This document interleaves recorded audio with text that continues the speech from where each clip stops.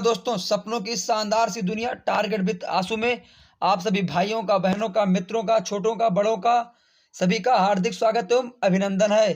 तो चलिए आज हम आप सभी लोगों के बीच में जो है संज्ञा से संबंधित जितने भी परीक्षा उपयोगी प्रश्न हैं उन पर हम थ्योरी वाइज चर्चा करेंगे। इससे पहले हम समास कितने प्रकार के होते हैं, कैसे, कहाँ पर कौन सा समास होता है, पर्यायवाची, विलोम, इन सभी चीज़ों पर चर्चा पहले से कर चुके हैं। तो आज हमारी क्लास संज्ञा से संबंधित होने वाली है।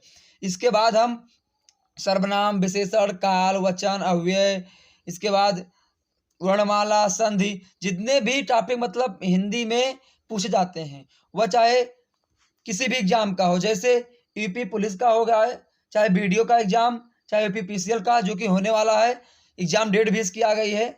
इसके बाद एसएससी जीडी का, यूपीएसआई का, टेट एग्जाम, सीटेट एग्जाम या फिर अदर एग्जाम, जिन सभी एग्जामों में हिंदी पूछा जाता है, तो उन सभी के लिए ये क्लास अत्यंत महत्वपूर्ण साबित होगी। और साथ में वह बच्चे जो एकेडमिक सेशन मतलब जो अभी 5 में, 6 में, 7 में, 8 में ऐसे करके इंटर तक पढ़ रहे हैं, उन सभी लोगों के लिए भी ये क्लास कारगर साबित होगी। तो इस क्लास को आप कैसे पाएंगे, जैसे आप लिखेंगे भास्कर श्रीज भाई आशुतोष, आपके सामने ये वीडियो तुरंत आ जाएगी।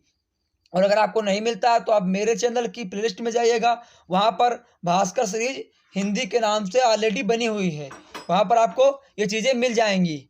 ठीक है, तो अगर आप लोग अभी तक इस यूट्यूब चैनल टारगेट विद आंसू पर नए हैं तो आज ही जाकर इस चैनल को सब्सक्राइब कीजिए, लाइक कीजिए और कमेंट कीजिए। ठीक है, तो चलिए आज का टॉपिक है हिंदी। हिंदी में क्या है, संज्ञा। तो देखिए संज्ञा सबसे पहले किसे कहते हैं, तो देखिए पहले हम देखेंगे कि संज्ञा जो है कैसे बना है। तो संज्ञा जो है ये दो शब्दों से मिलकर बना है। किससे किससे, सम प्लस ज्ञा, यानी संज्ञा जो है ये दो शब्दों से मिलकर बना है, सम प्लस गा। ठीक है, मैंने ज्ञा। अब देखिए संज्ञा के मूल रूप से दो ही प्रकार होते हैं।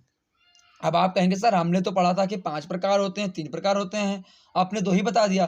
तो देखिए आपने जो पढ़ा वो आपका सही है। हमारे कहने का मतलब कि संज्ञा जो है वो 2 रूपों में विद्यमान है, यानी 2 रूपों में हमको दिखाई देती है। तो हाय, एक तो है दृश्य और एक अदृश्य, यानी एक जो दिखाई देता है यानी लिविंग, और एक अदृश्य यानी नॉन लिविंग, यानी जो ना दिखाई दे और दिखाई दे, वो सारी चीज़ें संज्ञा हैं। ठीक है, यानी जिसका नाम होता इस दुनिया में पाई जाने वाली वे सभी चीज़ें जो दिखाई देती हूँ या ना दिखाई देती हूँ, लेकिन उनका नाम हो, वो सभी चीज़ें संज्ञा होती हैं। ठीक है, तो आप ये भी परिभाषा याद कर सकते हैं। ठीक है, तो इस दुनिया में जितनी भी चीज़ें हैं जिनका कोई नाम है वे सारी चीज़ें संज्ञा ही हैं। जैसे दृश्य में क्या है, व्यक्ति, दृश्य में क्या है, व्यक्ति है, और क्या है, वस्तु है, और क्या है, स्थान है। उसके बाद अदृश्य में भाव है, अमीरी है, गरीबी, यानी अमीरी, गरीबी और भाव ये दिखाई नहीं देता है। ठीक है, लेकिन व्यक्ति जो है ये दिखाई देता है, वस्तु दिखाई देती है और स्थान भी दिखाई देता है। तो वही कहा जाता है कि संज्ञा के 2 रूप हैं, एक दृश्य और एक अदृश्य। अब चलिए सबसे पहले चलेंगे हम परिभाषा की तरफ। तो देखिए संज्ञा की परिभाषा जो है ये है कि किसी व्यक्ति, वस्तु अथवा स्थान, यानी किसी व्यक्ति, वस्तु अथवा स्थान, प्राणी, भाव, गुण और अवस्था के नाम को संज्ञा कहते हैं। आप लोग कैसे याद करेंगे कि किसी व्यक्ति, वस्तु अथवा स्थान के नाम को संज्ञा कहते हैं, तो आपकी भी परिभाषा सही है, लेकिन हमने लिखा है कि किसी व्यक्ति, वस्तु अथवा स्थान, प्राणी, भाव और गुण अवस्था के नाम को संज्ञा कहते हैं। यानी जहाँ पर किसी व्यक्ति का नाम होगा, वस्तु का नाम होगा, स्थान का नाम होगा, प्राणी का नाम होगा, भाव का नाम होगा, गुण का और अवस्था का नाम होगा, उसे हम संज्ञा कहेंगे। ठीक है, संज्ञा यानी कि नाम।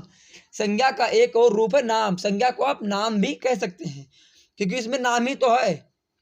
ठीक है, अब देखिए दूसरा नोट करके लिखा है कि संज्ञा एक अविकारी शब्द है। यानी संज्ञा क्या है, एक विकारी शब्द है। हमने गलती से बोल दिया कि संज्ञा एक अविकारी, यहाँ ने थोड़ा ध्यान नहीं दिया, होना चाहिए संज्ञा एक विकारी शब्द है। क्या है, संज्ञा एक विकारी शब्द है। अब आप सोचेंगे विकारी क्या होता है, तो देखिए विकारी जो होता है इसकी डेफिनेशन होती है कि वह जिसको जो है आप वचन और लिंग के अनुसार बदल सकते हैं, यानी वह शब्द जिनको हम वचन, लिंग और काल के अनुसार बदल सकते हैं उन्हें हम विकारी शब्द कहते हैं। जैसे सीता, सीता क्या है, किसी व्यक्ति का नाम है। गीता व्यक्ति का नाम है। लखनऊ स्थान का नाम है। कमल एक फूल का नाम है। गाय भी नाम जो है ये जाति होती है। कुर्सी, बकरी, कलम आदि ये सारी चीजें क्या होती हैं, संज्ञा होती हैं। ठीक है। जैसे कलम किसी का नाम है तो कि कलम। बकरी यानी जानवर है, इसका भी नाम है। कुर्सी यानी प्लास्टिक के बनी हुई एक सामग्री है। उसी प्रकार देखिए संज्ञा के भेद। अब क्या कहेंगे, संज्ञा के भेद। तो देखिए आपको संज्ञा के डिफिनीशन, संज्ञा के रूप और संज्ञा के एग्जाम्पल और संज्ञा कौन सा शब्द है, ये सारी चीजें आपके समझ में आ गई होंगी। अब आपको क्या बताएंगे, संज्ञा के प्रकार। तो देखिए संज्ञा के जो है मूल रूप से 3 प्रकार होते हैं। अब आप सोचेंगे गुरुजी आप हमें गलत पढ़ा रहे हो, भैया आप हमें गलत पढ़ा रहे हो, हमने तो शुरू से यही पढ़ते चला आया है कि संज्ञा के 5 प्रकार होते हैं और आज आप यूट्यूब पर जो है गलत ज्ञान दे रहे हो। तो देखिए ना तो आपका ही गलत हो ना ही मेरा गलत। संज्ञा के 3 मूलतः रूप माने गए हैं। वो जो आप 5 पढ़ते हैं हम भी आपको 5 ही पढ़ाएंगे, लेकिन जो 2 आप पढ़ते हैं वो एक जो इन्हीं 3 में से एक प्रकार होते हैं। ठीक है। जैसे क्या होता है, एक घर में 5 भाई होते हैं और 5 भाई में एक बड़े वाले भाई के पास 2 लड़के होते हैं। तो आप नहीं जान पाएंगे तो आप क्या कहेंगे कि वो फलाने के घर में 7 लोग थे। लेकिन वही कोई जानकार, कोई उन परिवारों के बारे में एक अच्छे से, एक गहराई से जानता होगा, वो जान जाएगा कि नहीं ये 5 भाई हैं और इनमें इनके 2 लड़के हैं। इन ये 7 परिवार तो हैं लेकिन ये भाई 5 ही हैं। इन्हीं उनके पिताजी का नाम लेंगे कि राम। अब राम के जो है 5 ही भाई लड़के हैं। ठीक है। लेकिन आप नहीं जानते तो क्या कहेंगे, राम के 7 लड़के हैं। तो इसीलिए सही आप कहा, क्योंकि देखिए जो है राम के ही परिवार से 7 लोग बिलोंग होते हैं। लेकिन वही चीज़ आप अच्छे तरीके से जब बताएंगे कि राम के 5 लड़के हैं और 5 में बड़े वाले का 2 है, तो वही चीज़ यहाँ पर सेम है कि संज्ञा के 3 भेद होते हैं। अब 3 कौन कौन से होते हैं, व्यक्तिवाचक संज्ञा, जातिवाचक संज्ञा और भाववाचक। और जो 2 आप नहीं पढ़, इसमें हमने नहीं बताया कि समूहवाचक और पदार्थवाचक, वो भी आपको आगे हम बताएंगे कि किसके प्रकार होते हैं। ठीक है। आप लोग धैर्य बनाकर इस क्लास में बने रहिए और इस चैनल पर नए हैं तो इस चैनल को सब्सक्राइब कीजिए, लाइक कीजिए और वीडियो आपको कैसा लगा ये चीज़ कमेंट में ज़रूर बताइए, तभी तो हम जान पाएंगे कि हम आपको कैसा पढ़ा रहे हैं। ठीक है। तो संज्ञा के कितने भेद होते हैं, 3। पहला कौन सा है, व्यक्तिवाचक संज्ञा, दूसरा जातिवाचक और तीसरा भाववाचक। इसके बाद हम चलते हैं जो है व्यक्तिवाचक संज्ञा किसे कहते हैं, उस पर एक विस्तृत रूप से चर्चा करेंगे। तो देखिए व्यक्तिवाचक संज्ञा की परिभाषा देखेंगे, वह संज्ञा शब्द जो किसी व्यक्ति, वस्तु अथवा स्थान के नाम का बोध कराते हैं। यानी व्यक्तिवाचक संज्ञा आप उसे कहेंगे जिसमें किसी व्यक्ति का, वस्तु का अथवा स्थान के नाम का बोध होगा, उसे आप व्यक्तिवाचक संज्ञा कहेंगे। जैसे राम, सीता, हिमालय, गंगा, साइकिल, रामचरितमानस। इन्हें जब ऐसे आपको कोई भी वाक्य या शब्द मिल जाएंगे तो वहां पर जो है आपको क्या करना है, व्यक्तिवाचक संज्ञा पर टिक करना है। ठीक है। जैसे आ जाए राम एक अच्छा लड़का, इस वाक्य में संज्ञा की पहचान कीजिए। 4 ऑप्शन आ जाए, व्यक्तिवाचक, जातिवाचक, समूहवाचक और पदार्थवाचक, और राम पर डैश रहे मतलब अंडरलाइन रहे, तो आपको क्या करना है, राम को जो है व्यक्तिवाचक संज्ञा पर टिक करना है, तभी आपको उस परीक्षा में उस प्रश्न का नंबर मिलेगा। ठीक है। तो चलिए अब इसमें कुछ नोट करके भी लिखा है, उसे भी देख लीजिए। नोट लिखा है कि व्यक्तिवाचक संज्ञा का प्रयोग हमेशा एक वचन में होता है। अब आप कहेंगे इसका मतलब क्या होता है, तो देखिए इसका मतलब भी, अब आप कहते हैं हम नहीं जानते हैं, तो देखिए आप एकदम नहीं जानते हैं, फिर भी हम आपको ऐसा बताएंगे कि आप पहली बार में ही संज्ञा को अच्छे तरीके से समझ जाएंगे। तो देखिए व्यक्तिवाचक संज्ञा का प्रयोग हमेशा एक वचन में होता है। जैसे अब आप देखिए आपका नाम क्या है, राहुल, यानी आपका नाम सपोज कीजिए कि राहुल पड़ गया, क्या पड़ गया, राहुल।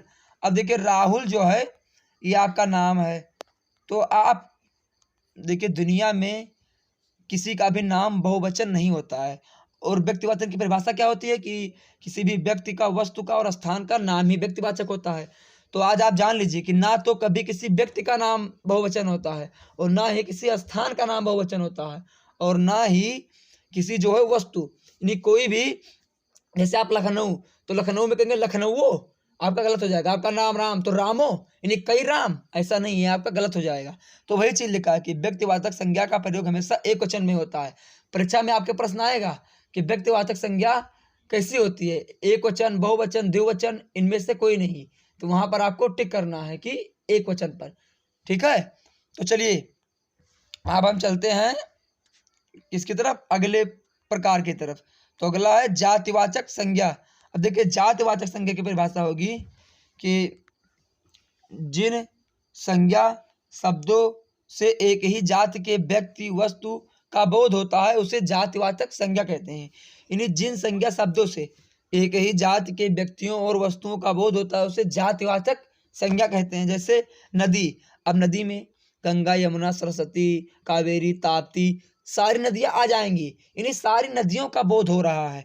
अब आप नदी का नाम लिए तो ऐसा नहीं कि गंगा, जब आप गंगा का नाम लेंगे, यमुना का नाम, तब वो आपका व्यक्तिवाचक में चला जाएगा। लेकिन जब आप नदी कहेंगे तो वो जातिवाचक में आ जाएगा। जैसे गाय, अब आप गाय में सारी गाय, इस दुनिया में जितनी गाय हैं सभी आ गई तो वो जातिवाचक होगा। भैंस, भैंस भी सारी आ गई। पर्वत भी सारे के सारे आ जाएंगे। नगर, नगर भी, अब आप किसी स्पेशल नगर का नाम ले, लखनऊ, दिल्ली, तो क्या हो गया, वो जाति, वो व्यक्तिवाचक में आ गया। लेकिन अगर नगर का नाम लिए तो जातिवाचक। लड़का, अब लड़का जो है जातिवाचक हो गया। लेकिन आप लड़के का नाम ले लिए, मोहन, गीता, सोहन, तो ये सारे क्या हो जाएंगे, लड़का, यानी सॉरी गीता नहीं, गीता तो लड़की में आ जाएगी, यानी राहुल, सोहन, विनय, ललित, सारे नाम क्या हो जाएंगे, व्यक्तिवाचक। लेकिन लड़का जातिवाचक। लड़की यानी गीता, रीता, सीता, नीता, सारी लड़कियां जो है नाम जिसका हो जाएगा वो सब व्यक्तिवाचक। लेकिन अगर लड़की जाति का होगा तो वो जातिवाचक में हो जाएंगी। इसके बाद नगर, नगर तो यहाँ 2 बार आ गया। ज्वालामुखी और शहर, इसके बाद आदि, यानी इन सभी चीजों का जैसे बोध होगा वहां पर जातिवाचक हो जाएगी। जहां पर आप स्पष्ट ना कर सके किसी एक को कहा जाए वहां पर आप जातिवाचक पर टिक कर सकते हैं। अब देखिए इसके लिए भी कुछ नोट है, इसको भी आप देख लीजिए कि जातिवाचक संज्ञा का प्रयोग हमेशा बहुवचन में होता है। ठीक है, वहां पर आप क्या पढ़े व्यक्तिवाचक में कि व्यक्तिवाचक संज्ञा का प्रयोग हमेशा एक वचन में होता है, लेकिन जातिवाचक संज्ञा का प्रयोग हमेशा बहुवचन में होता है। ठीक है, अब हम चलते हैं तीसरे प्रकार यानी भाववाचक संज्ञा की तरफ। तो देखिए भाववाचक संज्ञा में जिन संज्ञा शब्दों से किसी व्यक्ति वस्तु के गुण, धर्म, दशा आदि का बोध होता है उसे व्यक्तिवाचक संज्ञा कहते हैं। यानी जिन संज्ञा शब्दों से किसी व्यक्ति वस्तु के गुण, धर्म, दशा आदि का बोध हो वहां पर आप भाववाचक संज्ञा को टिक कर सकते हैं। क्या, भाववाचक। तो भाववाचक की डेफिनेशन ऐसे ही होगी, जैसे इसके एग्जाम्पल हैं दुख, सुख, यानी दुख जो है किसी व्यक्ति का भाव होता है, सुख उसका भाव होता है, उसका गुण होता है। अमीरी उसका भाव है, गरीबी उसका भाव है, जवानी भी भाव है, दर्द भाव है, मनुष्यता भाव है, अपनापन, दया, प्रार्थना, स्वभाव, मिठास, बचपन, ये सारी चीजें क्या है, उस व्यक्ति का जो है भाव होती हैं। तो इसीलिए जब आपसे पूछा जाए कि राम बहुत जो है अमीर लड़का है तो वहां पर अमीर जो है भाव बता रहा है राम का कि राम जो है बहुत अमीर है। ठीक है, जैसे आज लखनऊ बहुत दयावान शहर है तो वहां पर क्या हो रहा है, उस स्थान के भाव का पता चल रहा है कि लखनऊ कैसा है। ठीक है, तो वैसे यहाँ पर भाववाचक संज्ञा हो जाएगी। जैसे कुछ इसके भी नोट हैं कि भाववाचक संज्ञा हमेशा एक वचन में प्रयोग होती है, यानी भाववाचक संज्ञा हमेशा एक वचन होती है। अमीरी एक वचन होती है, गरीबी एक वचन, मिठास एक वचन, स्वभाव एक वचन, प्रार्थना एक वचन, दया एक वचन, अपनापन एक वचन, मनुष्यता एक वचन, दर्द एक वचन। ठीक है, तो देखिए यहाँ पर भी कुछ पॉइंट है कि यदि भाववाचक संज्ञा शब्दों को एक वचन से बहुवचन में बदल दिया जाए तो जातिवाचक बन जाते हैं। क्या है, इस चीज को आप ध्यान से समझ लीजिए क्योंकि ये चीज आपकी परीक्षा में पूछे जाते हैं। ठीक है, अभी आपको हम प्रश्न के माध्यम से बताएंगे कि कैसे पूछा जाता है। पहले आप इस पॉइंट को देखिए, यदि भाववाचक संज्ञा शब्दों को एक वचन से बहुवचन में बदल दिया जाए तो जातिवाचक बन जाते हैं। ठीक है, भाववाचक संज्ञा जैसे, ठीक है, जब आप भाववाचक संज्ञा लिखी हो एक वचन में हो तो उसको आप एक वचन में होती है, यानी भाववाचक संज्ञा हमेशा एक वचन में ही होती हैं, तो उसको जब आप बदल देंगे बहुवचन में तो वो जातिवाचक बन जाएगी। ठीक है, तो अब चलिए हम बताएंगे आपको जातिवाचक संज्ञा के प्रकार। यानी जो 2 प्रकार आपके रह गए थे आपके मन में कि सर जी गलत पढ़ा रहे हैं, तो गलत नहीं था। वो 2 प्रकार जो द्रव्यवाचक और समूहवाचक थे वो जातिवाचक संज्ञा के प्रकार थे। यानी जब आप यहाँ पर जातिवाचक संज्ञा की परिभाषा कहें बताएं किसी को तो वहाँ पर आप इस प्रकार के बारे में भी चर्चा कर सकते हैं कि जातिवाचक संज्ञा के 2 प्रकार होते हैं। कौन कौन से, एक द्रव्यवाचक और एक समूहवाचक। तो देखिए पहला है द्रव्यवाचक। द्रव्यवाचक को आप पदार्थवाचक भी कह सकते हैं। इसकी डिफिनेशन देखेंगे कि वह शब्द यानी वह संज्ञा शब्द जो किसी द्रव्य द्रव्य या पदार्थ का बोध कराते हैं। यहाँ पर एक ही को करना है, दोनों नहीं है, ठीक है, दोनों का नाम एक ही। वह संज्ञा शब्द जो किसी द्रव्य या पदार्थ का बोध कराते हैं उन्हें द्रव्यवाचक संज्ञा या जो है पदार्थवाचक संज्ञा कहते हैं। जैसे सोना क्या है, एक धातु है, चांदी धातु है, डीजल धातु है, लोहा, दूध, पानी, गैस आदि, ये सारी चीजें क्या है, द्रव्यवाचक यानी पदार्थवाचक संज्ञा के अंतर्गत आती हैं। ये सब पदार्थ ही तो हैं, ठीक है, इन्हीं पदार्थ का जो स्थान घेरे, ठीक है, वही चीजें पदार्थ होती हैं। अब देखिए माप, इसमें नोट है कि माप तोल वाली वस्तुएं द्रव्यवाचक संज्ञा में ही आती हैं। जितनी चीजें आप मापते या तौलते हैं, जैसे डीजल आप नापते हैं, मतलब मापते हैं, हिंदी में से ग्रामीण क्षेत्रों में नापना कहते हैं। लोहा आप तौलते हैं, उनका वजन करते हैं। दूध आप किसी लीटर से मापते हैं, जो है चांदी आप वजन करते हैं, सोना आप वजन करते हैं, गैस आप लीटर से नहीं मापते हैं या तौलते भी हैं। तो ये सारी चीजें क्या होती हैं, द्रव्यवाचक यानी पदार्थवाचक के अंतर्गत आती हैं। देखिए द्रव्यवाचक को पदार्थवाचक भी कहते हैं। ऐसा ना करें कोई पूछ ले आपसे पदार्थवाचक, तो आप कहें सर जी ने हमें तो पढ़ाया ही नहीं था, आप कहाँ से ले आए। तो ठीक है, आप लोग जान लीजिए कि द्रव्यवाचक को ही पदार्थवाचक भी कहते हैं। अब दूसरा क्या है, समूहवाचक, जो कि लास्ट संज्ञा है। तो चलिए अब हम चलेंगे समूहवाचक संज्ञा की तरफ। इसी के बाद संज्ञा का टॉपिक खत्म हो जाएगा। तो देखिए वह संज्ञा शब्द जो किसी समूह या समुदाय का बोध कराते हैं उन्हें समूहवाचक संज्ञा कहते हैं। यानी वह संज्ञा शब्द जिनसे किसी समूह यानी पूरे कह सकते हैं आप भीड़ का बोध होता है, उसे हम क्राउड यानी भीड़ का बोध होता है, उसे हम समूहवाचक संज्ञा कहते हैं। जैसे झुंड, जैसे सभा। अब सभा में क्या होती, आदमियों की सभा, गायों की सभा यानी झुंड, उसे ही सभा कहते हैं। जैसे बोलते हैं वहाँ सभा लगी है, तो सभा का मतलब वहाँ कई लोग इकट्ठा हुए हैं। सम्मेलन कहते हैं क्या हो रहा है, वहाँ सम्मेलन चल रहा है भैया, यानी सम्मेलन यानी वहाँ पर भीड़ भाड़ है, तो उसे क्या कहेंगे, समूहवाचक संज्ञा। मेला, मेला में क्या होता है, आदमियों की भीड़ होती है। कक्षा यानी यहाँ पर विद्यार्थियों की भीड़ होती है। दल, यहाँ पर जैसे होगा जो है चुनाव में ये दल अपना अपना दल, तो वहाँ पर नेताओं की भीड़ होती है, उनके कार्यकर्ताओं की भीड़ होती है। मंत्रिमंडल यानी वहाँ पर मंत्रियों की एक मंडली होती है, नहीं भीड़ होती है। या फिर मंडली, जैसे मंडली मतलब मित्र मंडली हो गई, शत्रु मंडली, वहां पर जो है मित्रों की एक भीड़ हो गई, एक इकट्ठा जुट हो गई, एक प्लान को सोच रहे हैं, तो वो सारी चीजें समूहवाचक। मंत्री परिषद यानी मंत्रियों का एक झुंड। गुच्छा, अनार का गुच्छा, चाबी का गुच्छा यानी कई चाबियों का एक समूह। गुच्छा यानी अनार का जो सॉरी अंगूर, अनार भी कह सकते हैं, गुच्छे में यानी बड़ा बड़ा दाने इकट्ठा होते हैं, वैसे ही अंगूर के गुच्छे होते हैं, गुच्छा अंगूर चाहिए हमें। वैसे ही पुस्तकालय जहाँ पर पुस्तकों की भीड़ होती है, उसे हम समूहवाचक संज्ञा कहते हैं। जैसे ठीक है, तो आज आप लोगों का संज्ञा का टॉपिक कवर हो गया। हम आपको संज्ञा, समास, उसके बाद पर्यायवाची, विलोम, इन सारी चीजों पर चर्चा कर चुके हैं। आगे वाली क्लास हमारी सर्वनाम से संबंधित होगी। तो आप सभी लोगों को ये वीडियो कैसा लगा, इस चीज को इस वीडियो के अंत में कमेंट करके जरूर बताएं। आप पहले वीडियो को देखिए और वीडियो को पूरा बिना स्किप किए हुए देखिए, अपने मित्रों के साथ शेयर कीजिए। अगर आप शेयर करेंगे, लाइक करेंगे, कमेंट करेंगे तो मेरा हौसला बढ़ेगा।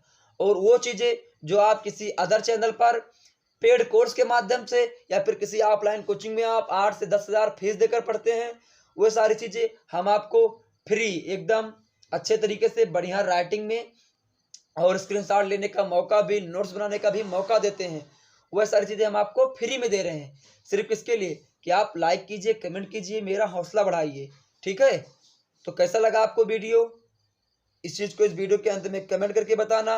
और अभी तक इस यूट्यूब चैनल को सब्सक्राइब नहीं किए हैं तो आज ही जाकर इस प्यारे से खूबसूरत यूट्यूब चैनल टारगेट विद आंसू को सब्सक्राइब कीजिए, लाइक कीजिए और जो है इस यूट्यूब चैनल के बारे में अपने मित्रों के साथ शेयर कीजिए। धन्यवाद, मिलते हैं अगले वीडियो में कुछ नया लेकर। तब तक के लिए आप स्वस्थ रहें, व्यस्त रहें, मस्त रहें।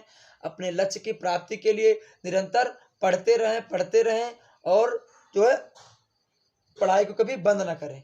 धन्यवाद, आपका दिन शुभ हो।